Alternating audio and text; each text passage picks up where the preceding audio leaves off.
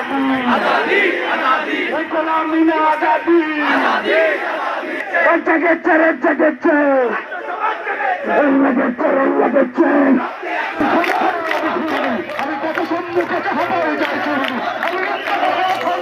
সংগ্রামে চব্বিশে বাহান্নতে একাত্তরে আমরা কিন্তু শিক্ষার্থীদের আটকাতে পারবো না। আমরা শিক্ষার্থীদেরকে আটকাতে পারবো না। বাংলাদেশ সেনাবাহিনীকে প্রতিষ্ঠান হিসেবে আমরা শত্রু মনে করি না।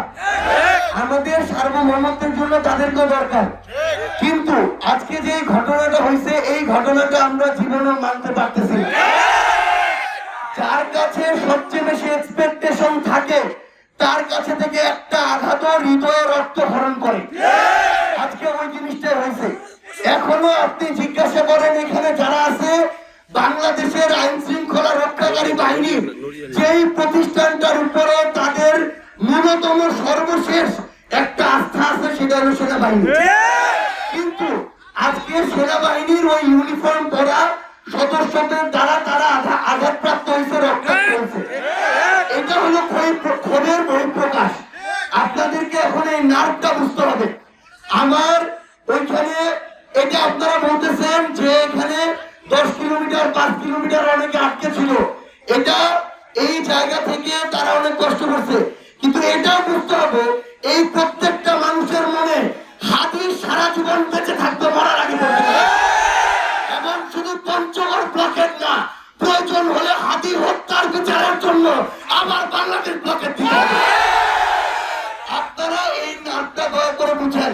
আপনারা যদি বলেন যে আমার কোন সেনাবাহিনীর ভাইয়ের সাথে কেউ এমন কথা বলছে যেটা পছন্দ হয় নাই, মিসকমিউনিকেশন হয়েছে, আমরা মাপ চাই, কিন্তু আপনারা যেটা করছেন আমাদের আবেগের সর্বোচ্চ জায়গায় আপনারা আঘাত করছেন।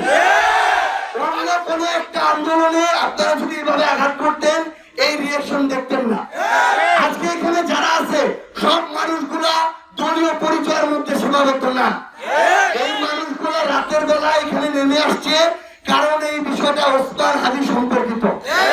এবং আমরা মনে করি একজন ওসমান হাদিকে মেরে যারা মনে করছিল ওসমান হাদিকে শেষ করে দেওয়া সম্ভব, তারা জেনে রাখুন বাংলাদেশের প্রত্যেকটা গ্রামে লক্ষ ওসমান হাদি তৈরি হয়ে গেছে। এখন আপনাদের কাছে আমাদের অনুরোধ একদম স্পষ্ট করে ধরে এই আবেগটা আপনাদের বুঝতে হবে। সেনাবাহিনীর যে ভাই যারা আপনারা এখানে দায়িত্বে ছিলেন, মিসকমিউনিকেশন বলেন আর যাই বলেন, যেটা ঘটনা হয়েছে এটা হওয়া উচিত হয়নি। আপনাদেরকে দেখেন, আমরা একদম স্পষ্ট করে একটা জিনিস বলি, আপনাদেরকে এই কমিটমেন্টটা দিতে হবে এই জায়গায়। আপনারা প্রথমে এটা স্বীকার করে নিতে হবে যেটা করছেন সেটা করা উচিত হয়নি। এটা স্বীকার যদি না করা হয় কারো কলিজা ঠান্ডা করা সম্ভব না। এটা স্বীকার করার পরে আপনারা আপনাদের জায়গা থেকে কমিটমেন্ট দেন আমার ভাই ওসমান হাদির বিচারের নিশ্চয়তার জন্য আমরা একসাথে আপনাদেরকে পাশে নিয়ে কি করতে পারি। জেলা প্রশাসন সহযোগিতা করেন, হাজার হাজার ছাত্র জনতা এই পঞ্চগড়ের রাস্তায় নামবে, 63 জেলা তাকায় দেখবে যে ওসমান হাদির বিচারের জন্য কি করা উচিত। আমাদের বাংলাদেশ সেনাবাহিনীর প্রতিটা সদস্যের মনের মধ্যে যে আস্থাটা আপনাদের মধ্যে আছে সেই আস্থাটা আমাদের মধ্যেও আছে। আমরা শেষ লক্ষ্য হলো আপনাদেরকে সাহায্য সহযোগিতা করে যাব। আপনাদের উপরে সাধারণ দেশের সাধারণ জনগণের উপরে কোনো আঘাত আসুক সেটা বাংলাদেশ সেনাবাহিনী চায় না, সেটা চায় না। আমরা কখনো চাইবও না, আমরা কখনো চাইবও না। আমরা 2024 জুলাই অভ্যুত্থানে যারা শহীদ হয়েছে